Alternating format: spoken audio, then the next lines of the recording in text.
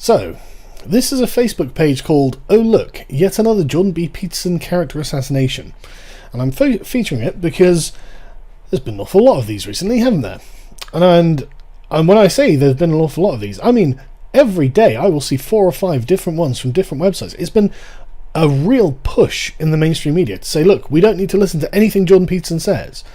And prior to finding this, I'd watched a lot of newer Jordan Peterson interviews, like the Monk debate, which I was going to do a video on, but I haven't managed to yet, and a bunch of others that were really good. Like, he performed really well. He hit all of the points and debunked all of the arguments that were against him really effectively.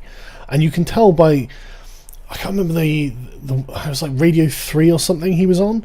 I put a clip of it on my Facebook page where he demolished this woman, saying, yeah, but wouldn't it be, you know, she was saying, you know, so do women have equality of opportunity? And he was just like, well, compared to what? Compared to 100 years ago? Compared to other places in the world? Yes. Compared to a fictional ideal? No. But it was like, wow, shut her the fuck down, didn't it? But the problem that they have with him is that basically he's really adopting like liberal axioms, like real liberal axioms, and they can't get him to agree to their own axioms. And so when he says, like, and there was another one, like Daily Politics he was on, these like 2 or 3 women sat around him and they were like, well, what's wrong, you know, isn't equality of outcome good? And he was like, no, it's reprehensible. And they were literally at the same time, they're like, why? It's like, why? Because you're asking them things you didn't fucking earn. How about that? You don't deserve equality of outcome. How about that, you fucking greedy leeches? You do not deserve something you did not earn. If you didn't earn it, that means, and someone else did, you don't deserve the same as them. And it's not up to the state to give you the same as someone else just because you were too fucking lazy to do what they did to acquire the damn thing in the first place. And he's completely right when he says there's monstrous equality of outcome. It ends monstrously, and it absolutely does. But yeah, these have just been these have been nuts. You know, I mean, the enforced monogamy thing. He could have. I did a video about this as well. He should have been more careful with the way he worded that. But now, Jordan Peterson and the rise of the cargo cult intellectual, the quote they give here. If he was a woman writing for women, we would see him for what he is, a mashup of Cosmos tips and my first book of myths. But because he's writing for sad young white men, and their problems are, you know, real problems, not like anorexia or rape or sexual harassment at work, he's a public intellectual. So, right, okay, but he's talking for men, therefore we can just dismiss him. Is that what you're saying? I mean, he doesn't think he's talking for men, but even if he is, are you suggesting that men don't have real problems? Is it just anorexia, rape, or sexual harassment at work that only affect women? Obviously, they're only women's problems, and it's not like men don't have problems of their own. I mean, like, do they not care about the suicide rate? I can never get over this. Like, in a society, I would think you could probably judge who has it worse by who commits suicide the most. Because committing suicide is you saying, look, I just can't take existing in this society anymore. My life is too bad, and it would be better to be dead than to exist like this. And so, if men are committing suicide at like 3 or 4 times the rate of women, that should tell you something, shouldn't it? I was Jordan Peterson's strongest supporter. Now I think he's dangerous. Okay. He's a 55-year-old professor of psychology who's worried about people not having a reasonable dialogue and not really thinking about liberal values when they're considering their Marxist values. I mean, it's not like... Is there anyone who thinks that Marxist values aren't dangerous? Have they not led to enough death and destruction yet? David Pacman? Sorry. So this is an interesting piece because it doesn't actually attack him. It just insinuates that he is a dangerous and worrisome man. I was once his strongest supporter. All that changed with his rise to celebrity. I am alarmed by his now questionable relationship to truth. Okay, like what? I mean, I can say this about you, Mr. Schiff. Your questionable relationship to truth, intellectual integrity and common decency. I didn't even make an argument. I just smeared your character, which is what you're doing here. You're not making an argument. His output is voluminous and filled with oversimplifications which obscure or represent complex matters in the service of a message which is difficult to pin down. I think his message is very fucking clear, And I think you've got to be willfully disingenuous to be able to say, I can't figure out what he's trying to tell me. He's telling you, sort yourself out. It literally says it in those words. Like, don't worry about what other people are doing, worry about what you're doing, and the more people who worry about themselves and what they're doing and fix themselves, produce a better society just through mission of action. There will be a greater preponderance of people who are just actually decent, rather than shitty people running around screeching about social justice and hurting other people and getting in the way of solving other bigger problems. You can say, well, I mean, this person's work's filled with oversimplifications. Well, you can say that about anyone. It doesn't make it true or false. It just means that you're trying to put an impression in someone else's head without actually supporting it with evidence. And I can do that about anyone. He can be very persuasive and toys with facts and people's emotions. How does he toy with facts? I mean, he states facts, and people don't like those facts. Is that what the problem is? I believe he is a man with a mission. Same here. It is less clear what that mission is. No, it's not. It's fucking clear. Deal with the radical left who want to overthrow society. That's... He could not be more clear on this point. He says this directly in every fucking thing. These people want to destroy the patriarchy. What they consider the patriarchy to be is Western liberal democracy, so we have a problem with them, don't we? Why are we subsidising revolution? Good points all round, I would say. In the end, I'm writing this because of his extraordinary rise in visibility, the nature of his growing following, and a concern that his ambitions might venture from stardom back to his long-standing interest in politics. Well, let's hope they do. Let's hope he does run for an office one day. I am writing this from a place of sadness and from a sense of responsibility to tell the public good, to tell what I know about who Jordan is, having seen him up close as a colleague and friend.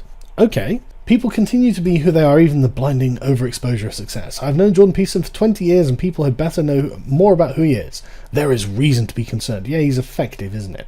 I met Jordan Peterson when he came to the University of Toronto to be interviewed for an assistant professorship in the Department of Psychology. His CV was impeccable. Wow, you're really damaging his credibility here. With terrific references and a pedigree that included a PhD from McGill and a 5-year stint at Harvard as an assistant professor. Oh, wow. He sounds really concerning. Really concerning if you're someone that he's opposed to. Because I wouldn't want someone with this kind of impeccable CV and credentials to be opposed to me. We did not share research interests, but it was clear that his work was solid. Okay, so... impeccable credentials, solid research. Like, where are we going with this? Is this a hit piece? Why should I be concerned? My colleagues on the search committee were sceptical. They felt he was too eccentric. He doesn't seem that eccentric to me. Maybe it's just me, but he seems really conservative and level-headed. I mean conservative in a personality sort of way. But somehow I prevailed. Several committee members now remind me that they agreed to hire him because they were tired of hearing me shout over them. I pushed for him because he was a divergent thinker, self-educated in the humanities, intellectually flamboyant, bold, energetic, confident, bordering on arrogant. Okay. I imagine that represents a lot of public intellectuals. So he joined us in the summer of 1998. Because I liked him and also had put myself on the line for him, I took him under my wing. I made sure he went up for promotion to associate professor the following year, as the hiring committee had promised, and I went to the dean to get him a raise when the department chairperson would not. When he was renovating his house, I invited his family to live with mine. For 5 months, they occupied the 3rd floor of our large house. Holy shit, you're doing alright for yourself, aren't you? We had meals together in the evening and long, colourful conversations. There, away from campus, I saw a man who was devoted to his wife and his children, who were lovely and gentle, and from whom I still feel affection. He was attentive and thoughtful, stern and kind, playful and warm. His wife appeared to be the keel, the ballast, and the rudder, and Jordan ran the ship. I could not imagine him without her, and indeed, I see that she is now with him wherever in the world he goes.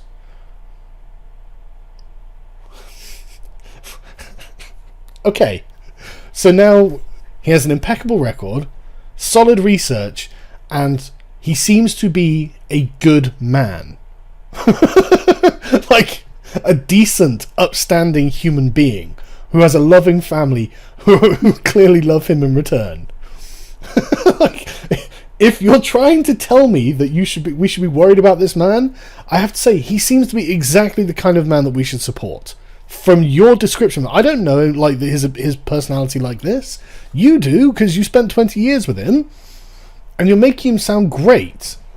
You're making him sound like a genuinely decent figure, and I'm really glad to see is succeeding in the world and making shitloads of money. I'm fucking thrilled that Jordan Peterson makes shitloads of money.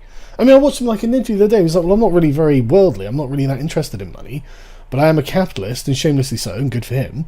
And he wants to be able to like start his own university, and good for him. If anyone could fucking do it, he could. He's got the credibility, he's got the qualifications, he's got the solid research, and he seems to be a man of decent character. Okay, I'm happy for Jordan Peterson to found a university. I think it would be a prestigious place to go. It would probably be the sort of place where you actually get to hear something that might approach the truth. On campus, he was as interesting as I'd expected him to be. His research on alcoholism and then personality was solid. More solid research, right, okay, good. But his consuming intellectual interests lay elsewhere. He had been an undergraduate in political science in Edmonton, where he had become obsessed with the Cold War. He switched to psychology in order to understand why some people would, as he once told me, destroy everything, their past, their present, their future, because of strong beliefs. Well, I can see why he's opposed to the social justice warriors, can't you? That was the subject of his first book, Maps of Meaning, published in 1999, and the topic of one of his most popular undergraduate courses. Okay. Again, this isn't discrediting Jordan Peterson. He was, however, more eccentric than I expected. He was a maverick, even though there was nothing contentious about his research. Okay. So he's a maverick man with solid research, uncontentious research, an impeccable CV, and a good character reference from the person trying to assassinate his character right now. He objected in principle to having it reviewed by the university research ethics community, whose purpose is to protect the safety and well-being of experiment subjects. Okay, well, I'd like to hear his reasons for that. I'd like to hear his side of the story. He requested a meeting with the committee. I was not present, but was told... Oh, here we go. You heard second-hand. Admittedly, I'm hearing this like second and third hand, so maybe I shouldn't judge. But he was told that he questioned the authority and expertise of the committee members and insisted that he alone was in a position to judge whether his research was ethical, and that in any case he was fully capable of making such decisions himself. Well, I mean, it's not like you're making him sound like he can't. You've made him sound like he can make these decisions. Now, again, I'd like to hear his version of this before I make a decision, because it might be an incredibly reasonable point he's making. He was impervious to the fact that subjects in psychological research had been, on occasion, subject to bad experiences. What do you mean impervious to that? He says these things all the time. And also to the fact that both Canadian and United States governments made these reviews mandatory. What was he doing? I managed to make light of this to myself by attributing it to his unbridled energy and fierce independence, which were in many other ways virtues. That was a mistake. Okay. Another thing to which I did not give sufficient concern was his teaching. As the undergraduate chair, I read all teaching reviews. They were, for the most part, excellent and included eyebrow-raising comments such as, "This course has changed my life." Oh, shit. I guess he's just a cult leader, isn't he? That's what this is. He's a man of good character, an expert psychologist, impeccable credentials, excellent research, and everyone seems to love what he's doing. Better be scared of this man. This man's going to change the world. One student, however, hated the course because he did not like delivered truths. Okay? Curious, I attended many of Jordan's lectures to see for myself. Remarkably, the 50 students always showed up at 9 a.m. and were held in rapt attention for an hour, so he was a captivating lecturer, electric and eclectic, cherry-picking from neuroscience, mythology, psychology, philosophy, the Bible and popular culture. Okay, you say cherry-picking, but that's probably an unfair term to use there. You mean referencing. The class loved him, but as reported by that one astute student, Jordan Peterson presented conjecture as statement of fact. Does he, though? Does he? Because, I mean, I wasn't there for these lectures. Maybe he did there. I'm looking... I don't see him presenting much conjecture as statement of fact. I see him presenting conjecture as conjecture. Like, for example, when he's like, how do we know that men and women can work together? It's only been 40 years. We don't. Well, that's a good point. You know, we don't know these things. He's not saying men and women cannot work together. He's saying that this is something we have to examine, which I think is fair. I expressed my concern to him about this a number of times, and each time Jordan agreed. He acknowledged the danger of such practices, but then continued to do it again and again as if he could not control himself. He was more a preacher than a teacher. Oh, here we go. So, now we don't have to listen to the things Jordan Peterson is saying, the critiques of modern society that he's making, because he's religious. And I guess the person who wrote this isn't. But I didn't regret having worked to secure his position. His students were exposed to new ideas and were as devoted to him as he was to them. Now, I know a lot about cults. I've read a lot about cults, and nothing about Jordan Peterson actually makes him look like a cult leader to me. I've never seen him suggest that you shouldn't have a dialogue with someone, that dissident ideas shouldn't be investigated and embraced, that there should be a group that outside of which dissenters should be cast. I've never seen him say that. He might have said that somewhere. I've just never seen it, and I've watched a lot of his stuff. But I don't watch his biblical lectures and things like this, so maybe he says them in those things. If anything, Jordan Peterson seems to be the opposite of a cult leader, someone who's inquisitive and wants to... He actually seems to listen to people when they're talking, rather than just retreating into dogma. And this has made him very popular. There's no doubting he's got a cult of personality. Absolutely not. But everyone does. Everyone's got a cult of personality. It's just... there's no getting around it. It's like everyone's got a school shooter. You know, every ideological group, every fucking public intellectual, public figure, celebrity, they've all got cult personality. It's just what happens when people get famous. But in 2001, 3 years after Jordan arrived, I took early retirement and left the university. I stayed in touch with Jordan and his family, and while our contacts might have been infrequent, they were always familial and affectionate. Always intense, it seemed over that time Jordan was becoming even more so. He had periods of incredible energy when, in addition to his academic work, he ran a business selling the personality assessment tools he'd developed. He actively collected Soviet and then Mexican art on eBay. He maintained a clinical practice. He was preoccupied with the alternative health treatments, including fighting off the signs of aging as they appear on the skin, and one time, even shamanic healing practices, where, to my great surprise and distress, he chose to be the shaman himself. Wow, he's definitely a cult leader. I mean, I don't know about any of these things, and this was, back in like 2001, 2002. Maybe he did do these things. At the same time, his interest in political issues was more apparent.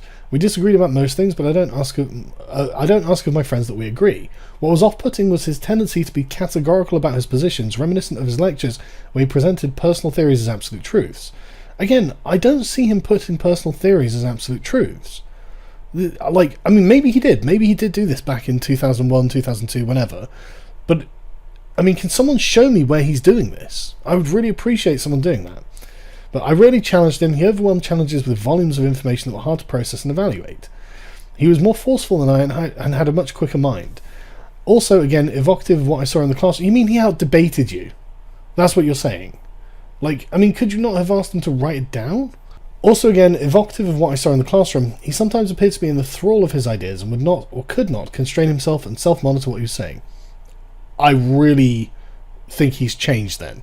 Because, like he says, I'm very precise in what I say, and I think he is very precise in what he says. But okay, he's just a cult leader now. A morally upstanding, academically rigorous, with impeccable credentials, cult leader. It's so stupid to say. Cult leaders are con artists, right? Cult leaders are absolute con artists.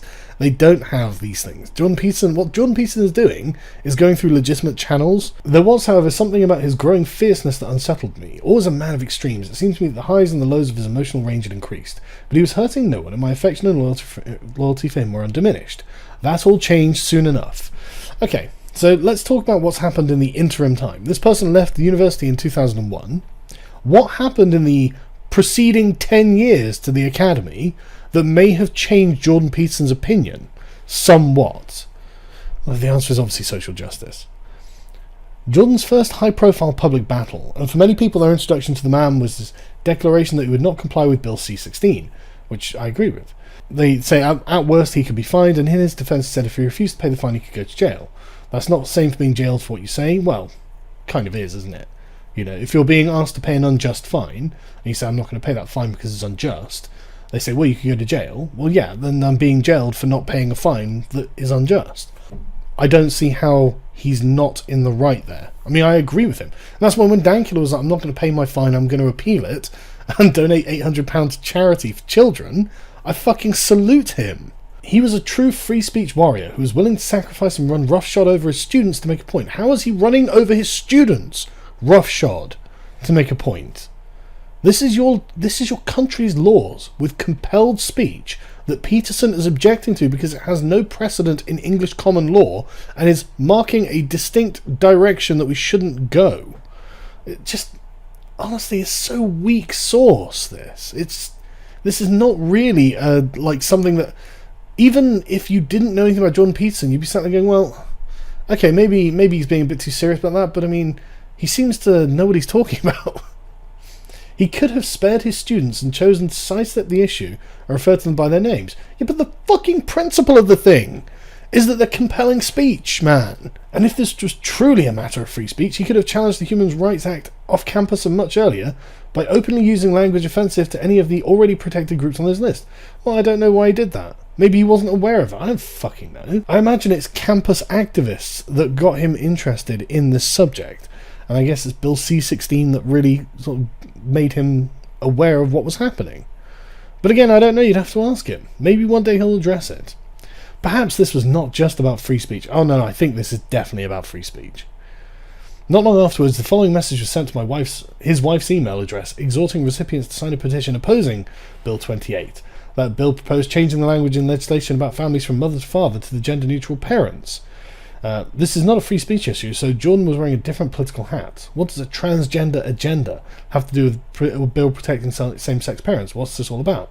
Okay, I'll explain to you.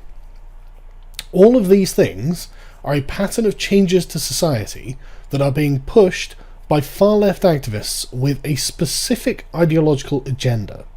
The reason Peterson objects to this would be the same reason I would object to it. To prevent this faction that are currently waging a culture war against your country and the liberal culture of that country from being able to advance their agenda. And they have an agenda. They're very clear about this agenda. Changing everything to be gender neutral is part of that agenda. Pretending that that's not happening, pretending that these aren't organised groups of activists that are trying to get these things changed and are being remarkably effective about it, is horse shit. And so when they propose something that might seem reasonable on the surface, it's because they know it sounds reasonable on the surface. And preventing them from achieving their goals is always good when you have a malignant force like social justice. Jordan has studied and understands authoritarian demagogic leaders. They know how to attract a following. In an interview with Ethan Klein on the H3 podcast, Jordan describes how leaders learn to repeat those things which make the crowd roar, not to repeat those things that do not. The crowd roared the first time Jordan opposed the so-called transgender agenda. Perhaps they would roar again whether it made sense or not. Yeah, but it does make sense. He's got very sound reasoning for what he's doing. I mean, that's what we're all fucking doing here, ultimately. I can't bother keep going on, to be honest. But there's really nothing in this that I saw that was an actual demolition of his character. I mean, maybe the last half of it that I just can't be bothered to go through is, where he gets all Hitlery and starts, suggesting we need to gas the Marxists or something, but I doubt it. I think he just wants to have this ideology checked, and I am in complete agreement with that. And thank you, Bernard Schiff, for making him look like a more decent man than I already thought he was.